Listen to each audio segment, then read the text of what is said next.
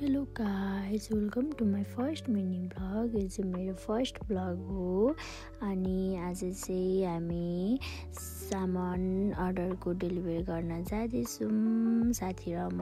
अनि आजको सामान चाहिँ रहेको थियो एउटा टेडी बियर थियो, त्यसमा सिङ्गल रोज र सरी लेखेर त्यसपछि एउटा चक्लेट थियो। अनि मैले चाहिँ साथीलाई सामान देखाउँदै मेरो नयाँ ब्याग हेर न कस्तो छ भनेर देखाउँदै थिएँ। मैले राम्रो छ, कहाँ देख्नु भएको यो भन्दै हुन्थ्यो। अनि हामी दुईजना चाहिँ बाटोमा गलेर गफ गर्दै हिँड्दै थियौँ।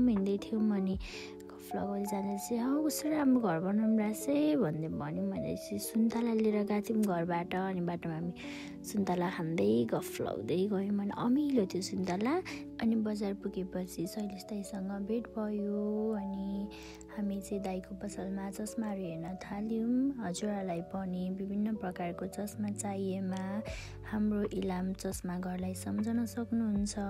अनि हामी त्यहाँबाट निस्केपछि हामी दुईजना चाहिँ हाम्रो कामतर्फ लाग्यौँ। यो डल चाहिँ मेनुका बेकरीबाट अर्डर गर्नुभएको थियो। त्यसपछि मेरो चाहिँ त्यहाँनिर दुईवटा काम थियो।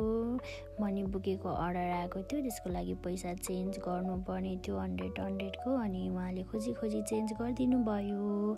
त्यसपछि अर्को सामान डेलिभरी गर्ने बेलासम्म चाहिँ रात परिसकेको थियो। अनि यो लोकेसन चाहिँ हामीलाई इलाम बजारकै दिनुभएको थियो, तर यो चाहिँ भन्ज्याङ गोलाखार्कामा हुनुहुँदो रहेछ उहाँ चाहिँ। अनि म चाहिँ जाँदै थिएँ पुऱ्याउन। त्यसपछि उहाँलाई भेटेँ अनि मैले सामान दिएँ। अनि एकछिन उहाँसँग गफ गरेँ। उहाँले चाहिँ सामान कहाँ देखाएको भन्दै सोध्दै हुनुहुन्थ्यो नि त। अनि त्यही बारेमा कुरा भयो।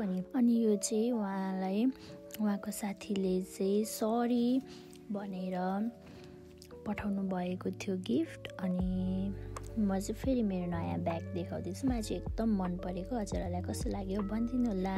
त्यसपछि म चाहिँ आजको मेरो काम सक्यो, म चाहिँ घरतर्फ लागेँ। अनि thank you for watching everyone, bye by.